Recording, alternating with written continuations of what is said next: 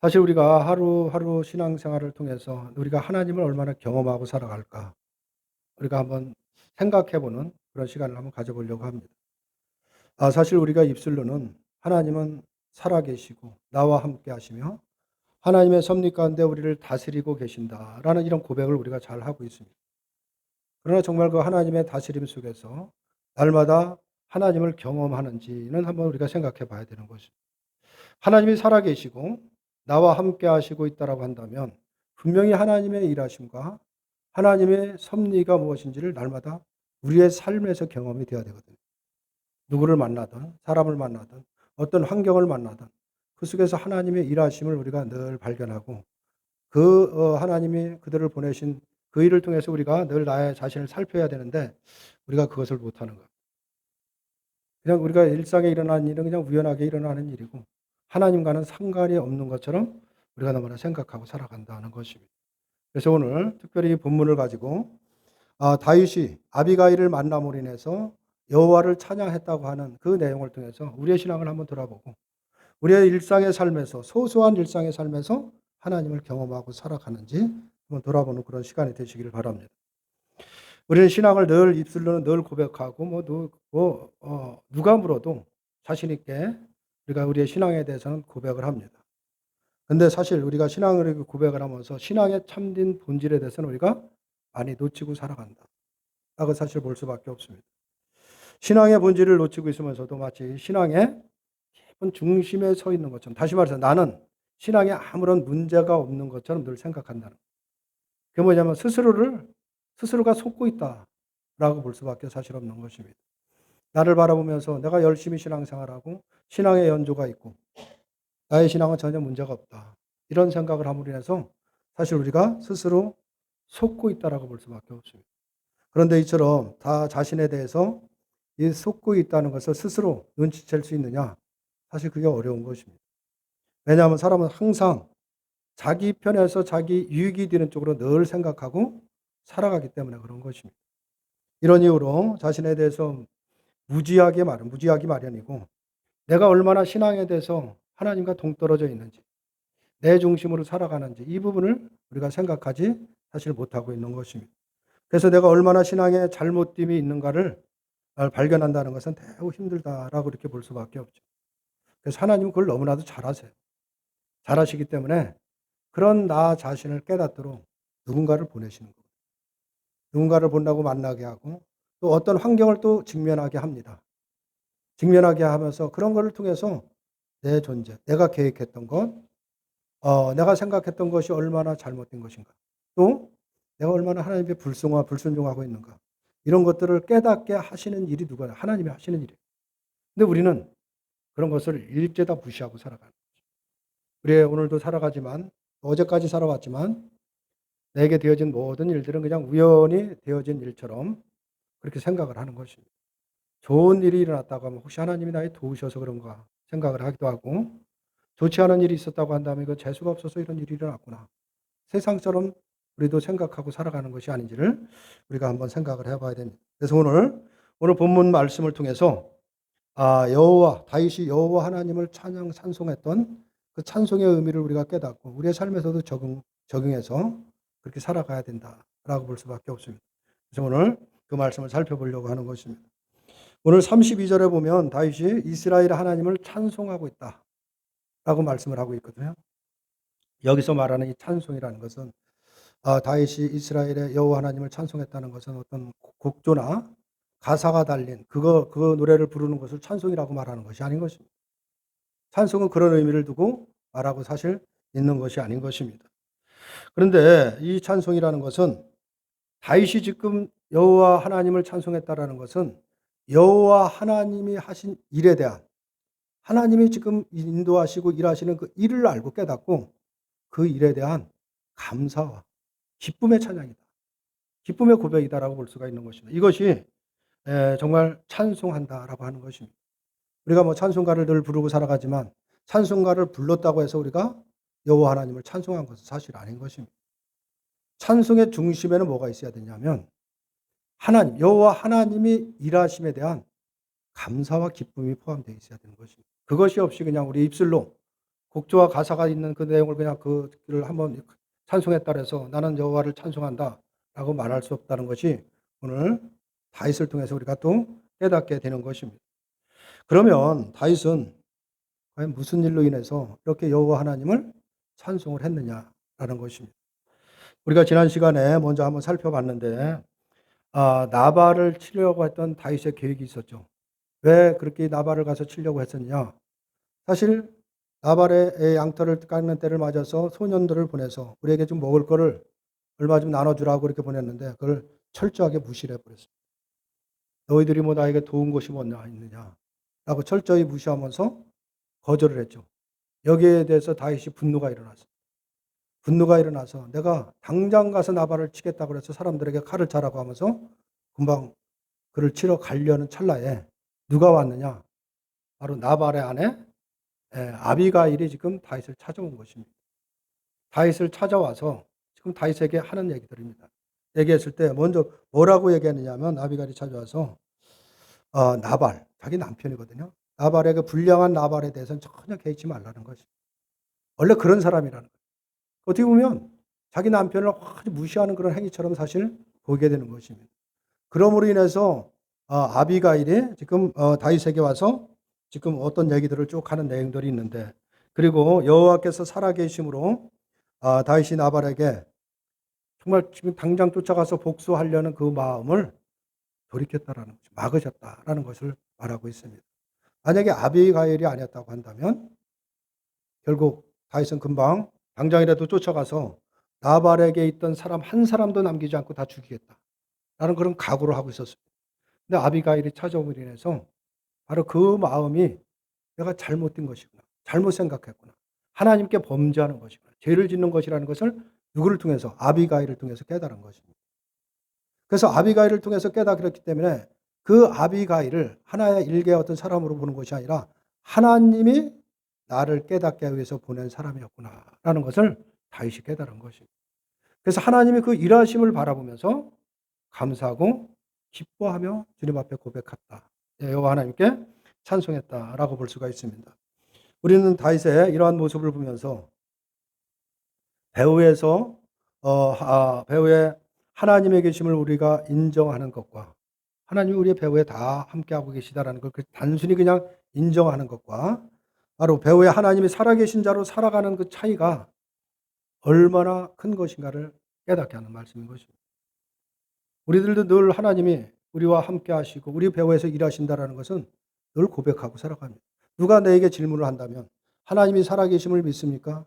하나님이 당신과 함께하면 오늘도 하나님의 뜻 가운데 섭리 가운데 모든 삶을 인도하십니다. 이것을 믿습니까? 그러면 예, 믿습니다라고 누구나 다 신앙생활하는 사람은 다 대답을 할 것입니다.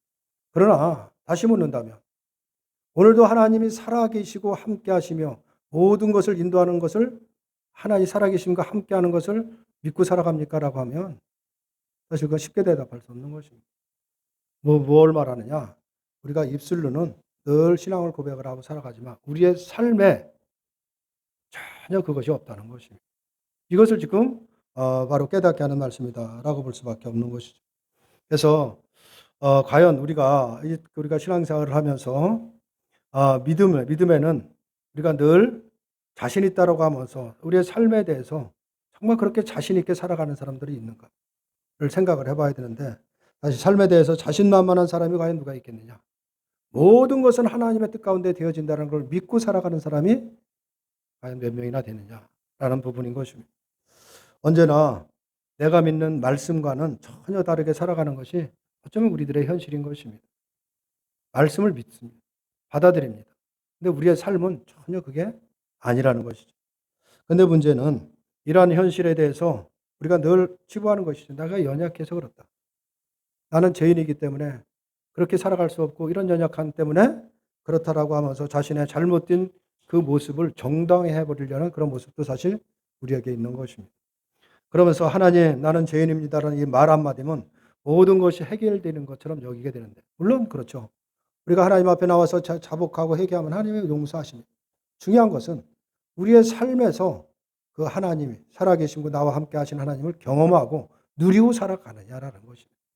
이게 신앙생활인데 신앙의 본질은 놓치고 우리가 엉뚱한 것을 붙잡고 있는 것이 아닌가를 우리가 생각해야 되는 것입니다.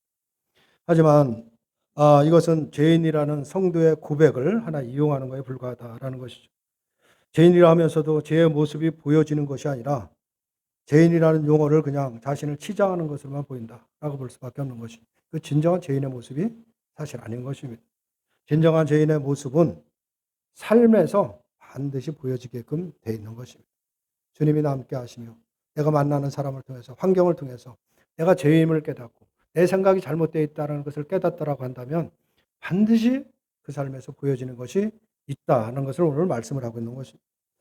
특히 인간관계에서 죄인의 모습은 온전히 두드러진다라고 볼 수가 있는데, 사람을 대하는 것에서 그가 자신의 죄인됨을 아는지 아닌지, 아니면 단지 그냥 입술로만 고백하는 그런 차원인지를 금방 깨달을 수밖에 없는 것입니다. 사실 우리가 믿음, 그러면 믿음은 우리에게 어떤 특별한 윤리적인 대단한 수준에 있는 것, 윤리적, 도덕적으로 수준이 있는 삶을 요구하는 것처럼 우리가 믿음을 늘 생각을 하는 것입니다. 그래서 믿는다, 내가 믿음 생활을 한다라고 하면 도덕적으로 착하게 살고 사람들에게 좋은 일을 많이 하고 다른 사람들에게 존경을 받는 삶을 살아야 되지 않느냐, 이런 생각이 늘 치우쳐 있는 것입니다. 그런 것들을 우리가 생각을 하는데, 물론 믿음으로 살아간다면 그 삶이 헛된 삶을 살아갈 수는 없죠. 그 삶에서 반드시 맺어지는 열매는 있는 것입니다. 그것은, 그 열매라는 것은 어떤 우리의 도덕적인 차원이 아닌 것입니다. 근데 우리가 늘 믿음의 열매를 그런 차원으로 생각을 하기 때문에 우리가 어떻게든 그렇게 살아야 된다라는 목표를 세우고 우리가 또 살아가기도 한다라고 볼 수가 있는데, 하지만 그것은 믿음의 자연적인 결과로 보여지는 열매이지 성도가 어떤 그런 목표로 사는 것은 아니다라는 것입니다. 성도의 삶의 목표라는 것은 믿음이 좋아서 대단히 도덕적으로 착하게 살고 존경을 받는, 그게 목표가 아닌 것입니다. 성도의 삶의 목표는 첫째도 둘째도 셋째도 오직 예수 그리스도다라는 것을 우리가 놓쳐서는 안 되는 것입니다. 거기에 초점이 있는 것입니다. 다시 말하지만 인간이 연약하다는 것으로 현재의 잘못을 정당화해서는 안 되는 것입니다. 인간이 죄인이기 때문에 어쩔 수 없다는 말로서 자신의 잘못된 것에 대해 지적받기를 회피한다라고 한다면 대단히 잘못된 것이, 회피할 이유도 없는 거죠. 그걸 갖고 방패를 삼아서도 안 된다라는 것입니다. 이것이야말로 하나님 앞에 죄인된 자로 나오기를 거부하는 몸짓에 불과하다라고 볼 수밖에 없습니다. 죄인이라는 고백을 하면서도 죄인이기를 거부하는 그런 양면성이 우리에게 너무 많다라고 볼 수밖에 없습니다. 자신의 삶에 대해 자신이 없다면, 내가 정말 하나님과 함께하고 하나님이 함께 하시는 삶의 그 증거가 날마다 경험되지 못하고 살아간다라고 하면 그것은 세상 사람과 똑같이 살아가는 것입니다. 그렇다고 하면 다른 삶에 대해서, 다른 사람의 삶에 대해서 어떤 경우도 판단을 해서는 안 되는 것입니다. 다른 사람보다 내가 조금 신앙생활을 오래 했다는 이유로, 내가 다른 사람보다 좀 더 많이 가졌다는 이유로, 다른 사람보다 내가 좀 더 권력이 있다는 이유로 다른 사람을 함부로 판단해서는 안 된다는 것을 말씀을 드리는 것입니다. 다만 자신이 지금까지 살아온 것이 정말 하나님의 은혜 가운데 존재하고 있다라는 것을 분명히 깨닫고 있다라고 하면, 그런 믿음이라고 한다면 내가 하나님의 은혜 가운데 살아가듯이 내가 만나는 그 사람도 하나님의 은혜 가운데 존재하고 있다는 것을 인정할 줄 알아야 되는 것이죠. 그렇다고 하면 그 사람에게 무엇을 기준해서, 무엇을 잣대로 정죄하고 판단할 수 있겠느냐라는 것입니다. 그럴 수는 사실 없다라고 볼 수밖에 없죠. 바로 다윗은 이 배후에 하나님의 계심을 인정하는 것이 아니라 어떤 것이냐, 하나님이 실제 살아 계신다라는 것을 믿은 것입니다. 그래서 지금 자기의 찾아온 아비가일을 통해서 하나님이 지금 이 아비가일을 통해서 내가 깨닫게 하신다, 그 자체를 하나님의 일로 본 것입니다. 하나님이 그 일이 안 했으면 하나님께 엄청난 범죄를 했겠구나, 무고한 사람을 또 희생했겠구나, 그걸 깨달았을 때 이런 연약한 나같이 이렇게 못난 나에게 하나님이 깨닫게 하셔서 이 아비가일을 보내신 하나님의 일을 바라보면서 큰에 감사하고 기뻐했다라는 것을 말하고 있는 것, 그것이 여호와 하나님께 찬송했다라는 것을 말씀을 하고 있는 것입니다.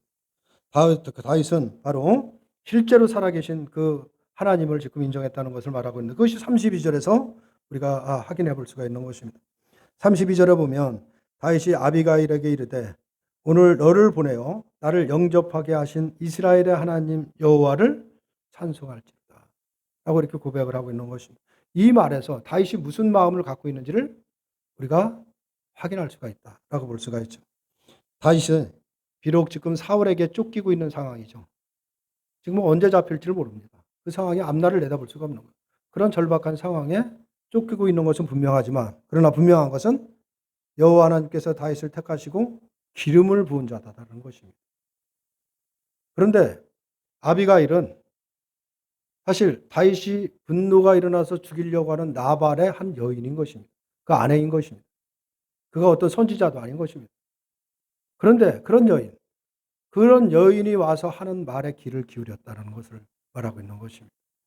어떤 대단한 사람이 와서 지금 다윗에게 간청을 한 것이 아니라 지금 다윗이 분노가 일어나서 당장 그 집에 한 사람도 남김없이 죽이겠다라고 하는 그런 마음을 품고 있는 그 아내라는 것입니다. 그가 찾아와서 무슨 말을 했던 무슨 힘이 실리겠고 그게 무슨 영향력이 있겠느냐라는 것입니다. 그러나 다윗은 거기에 집중을 했다는 것입니다. 그것이 바로 하나님의 일하심이라는 것을 바라본 것입니다. 과연 이것이 다윗이 인격이 좋아서 그런 생각을 했겠느냐라는 거죠. 아니면 다윗의 믿음이겠느냐라는 거죠. 그건 두말할 것도 없이 다윗의 믿음인 것입니다. 다윗은 자기 삶에서 일어나는 하루하루의 모든 삶이 살아계신 하나님이 나와 함께 하시고 내가 일어나는 모든 일도 하나님이 일으키시는 일이라는 것을 받아들인 것입니다. 그렇기 때문에 그런 하나의 일과도 사소하게 그냥 세상에서 우연히 일어나는 일처럼 받아들일 수는 없는 것입니다. 이 일을 통해서 하나님이 무슨 일을 할 것인가를 집중했기 때문에 바로 그것을 깨닫게 됐다라고 볼 수밖에 없고, 그래서 그것이 바로 아비가일을 아비가일로만 본 것이 아니라 하나님이 보내신 아비가일로 본 것으로 인해서 하나님을 찬송할 수가 있게 됐다라는 것입니다. 다윗의 찬송은 주변에서 흔히 볼 수 있는 것처럼 하나님이 어떤 어려운 환경을 좀 좋은 쪽으로 유도해 주고 환경이 좋아져서 어떤 기도했던 내용이 갑자기 응답이 돼서 좋은 일이 많이 일어나서 거기에 대한 감사함으로 찬송하는 것이 아니라는 것입니다. 이 점인 것입니다.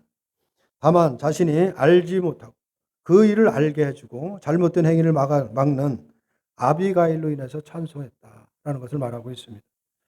과연 우리에게 이런 찬송이 있는가를 한번 생각을 해봐야 되는 것입니다. 우리는 살아가면서 수많은 사람을 만나고 수많은 일들을 겪고 살아갑니다.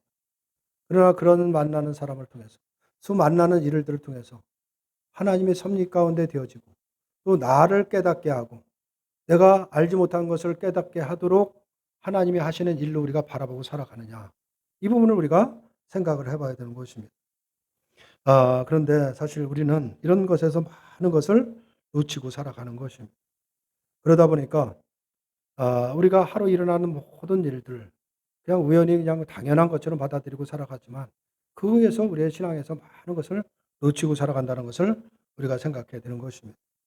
우리들은 누군가로 인해서 하나님에 대한 잘못된 신앙을 깨달은 적이 있는가 한번 생각해 봐야 되죠. 어떤 사람을 만나서 얘기하는 중에 내 신앙이 잘못됐구나, 내 생각이 잘못됐구나, 이런 것을 깨달은 적이 있느냐라는 것입니다. 그리고 그 사람을 보내신 하나님을 정말 감사하고 찬송한 적이 있는가 한번 생각해 봐야 되지 않느냐라는 것이죠. 분명 이것은 참되고 귀한 신앙임에도 불구하고 우리는 이런 신앙에는 그다지 마음을 두고 있는 것이 아닌 것입니다. 우리가 생각하는 신앙이라는 것은 고작해야 교회 그냥 일 열심히 하고 예배하고 기도하고 성경 보는 것, 이것이 우리의 신앙이 다인 것처럼 생각을 하는 것입니다. 물론 우리의 신앙생활에서 신앙의 그런 모든 행위는 대단히 중요한 것입니다. 그러나 중요한 것은 그런 모든 신앙의 행위를 통해서 궁극적으로 내가 하나님과 교제가 되느냐라는 것입니다. 하나님은 말씀을 통해서 일하시지만 우리의 삶을 통해서도 일하시는 하나님인 것입니다. 사람을 통해서, 환경을 통해서 항상 일하시는 분이라는 것을 우리가 놓쳐서는 안 된다라는 것입니다. 그래서 우리는 이러한 우리의 시각이 바로 다윗의 찬송을 우리가 어떤 것인가를 우리가 분명히 이해를 하고 우리의 신앙을 고쳐나갈 필요가 있다라는 것입니다. 사람은 살면서 사실 좋은 일보다는 내가 원하지 않는 나쁜 일, 힘든 일이 더 많다라고 볼 수가 있죠. 우리들 지금까지 살아왔지만 지금까지 살아오는 모든 과정 속에서 좋은 일이 많은가, 내가 원하지 않고 좋지 않은 일이 많은가 보면 좋지 않은 일, 원하지 않은 일이 더 많이 우리에게 다가온다라는 것을 우리가 깨닫게 되는 것입니다. 그리고 그럴 때면 자연히 하나님에 대한 원망과 불평이 우리가 나오게 되는 것이죠. 마치 다른 사람 모든 사람들은 다 모든 것을 누리고 잘 살고 형통하게 살아가는 것 같은데 오직 나만 모든 것을 누리지 못하고 열악한 환경 속에서 조건 속에서 고생하는 것처럼 느껴지게 되는 것입니다. 그럴 때 하나님께 불평이 나오게 된다라고 볼 수가 있죠. 그런데 우리가 주변을 돌아보면서 자신보다 더 열악하고 고통스러운 환경에 그런 환경에 처해 있는 그런 형편에서 사는 사람들을 우리가 알게 됐다라고 했을 때 과연 그것을 보면서 저들에 비해서 내가 정말 지금 많은 복을 누리고 살아가는구나. 나는 하나님께 큰 은혜를 받고 살아가는다라는 것을 깨닫고 내가 왜 이것을 감사하지 못하고 이것을 깨닫지 못했는가라는 것을 우리가 원망 아닌 원망을 했던 그런 부분에 대해서 정말 우리가 잘못을 깨닫고 바로 그것을 위해서 하나님의 원망을 할 뻔한 그런 것을 깨달은 적이 있는가 우리가 한번 생각해 봐야 됩니다. 그런 일들을 보면서 그거가 안 했으면 또 내가 원망을 하고 살았겠구나. 하나님께 불평을 했었겠구나. 라는 그런 일들이 과연 있었을까라는 것입니다. 그럴 때 하나님께서 저들을 내게 보내주셔서 나의 원망을 막으셨다는 그런 고백과 함께 하나님을 찬송하고 감사하는 일이 사실 있었는가 한번 생각해 봐야 됩니다. 그런데 우리가 이처럼 이렇게 우리의 신앙이 깊은 데로 가지 못하고 있는 것입니다. 겉에서 맴돌고 있는 거죠. 다시 말하면 입으로만 고백하는 신앙이라는 것입니다. 그 신앙이 내 삶의 중심에 가장 깊은 데 자리하지 못하고 그냥 입술의 고백으로 끝나는 것이 아닌가. 입술로는 모든 고백을 하고 살아가는데 진정으로 내 삶에서는 말씀과 동떨어지고 하나님과는 관계없는 그런 삶을 우리가 살아가고 있지 않느냐라는 것입니다. 그래서 우리는 이 모든 것을 이제는 이제 말에 머무는 것이 아니라 그런 수준에서 이제는 벗어나서 그 신앙이 내 삶의 깊은 곳에서 정말 증거되는 삶을 살아가야 되지 않느냐라는 것입니다. 그렇게 이제는 내 삶에서 하나님을 만나고 배울 수 있고 하나님의 말씀하시는 그 뜻을 들을 수 있는 그런 신앙으로 우리가 성숙해 나가야 되지 않느냐라는 것입니다. 그러기 위해서는 우리의 삶에 되어지는 모든 일 속에서도 우리가 주의 깊게 살피고 하나님의 일이 무엇인가를 주의 깊게 관찰하고 살필 필요는 분명히 있는 것입니다. 그래서 신앙의 깊은 중심에 머무는 그런 우리의 신앙인이 되어야 되지 않겠느냐라는 것입니다. 우리들이 만난 사람을 과연 누구로 바라보고 있느냐라는 것이죠. 오늘도 많은 사람을 만날 것입니다. 또 많은 환경을 우리가 접하게 되죠. 과연 그를 우리가 어떻게 바라보고 있겠느냐라는 것입니다. 하나님이 살아계심을 생각하지 않는다면 우리가 만난 모든 사람, 모든 일들은 다 우연한 일일 수밖에 사실 없는 것입니다. 그리고 나에게 유익을 주는 사람, 나에게 유익을 주지 못하는 사람으로 구분할 수밖에 없는 것입니다.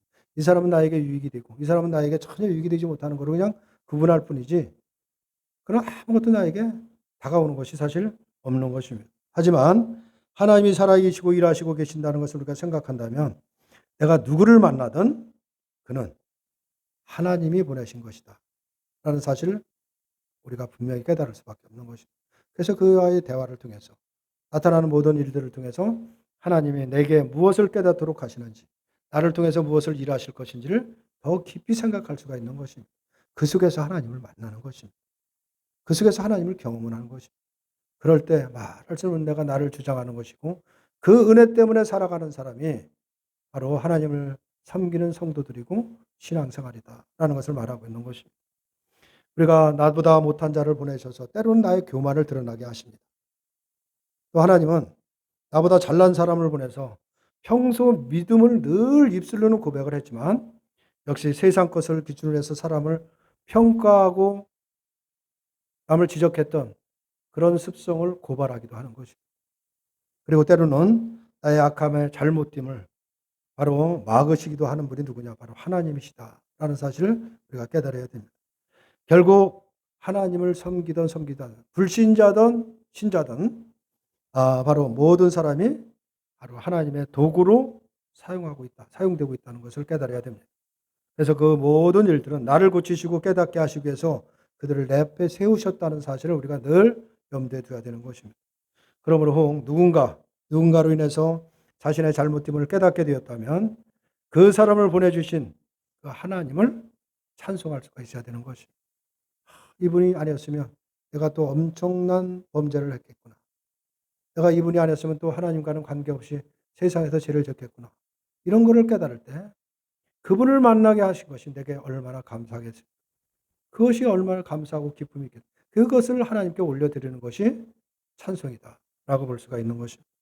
나를 사랑하시는 하나님이 나를 믿음이 있게 하기 위해서 그를 보내셨음을 생각하고 하나님께 감사하고 찬송할 수 있는 것. 이것이 바로 신자가 하는 하나님께 드리는 찬송이다라고 볼 수가 있습니다.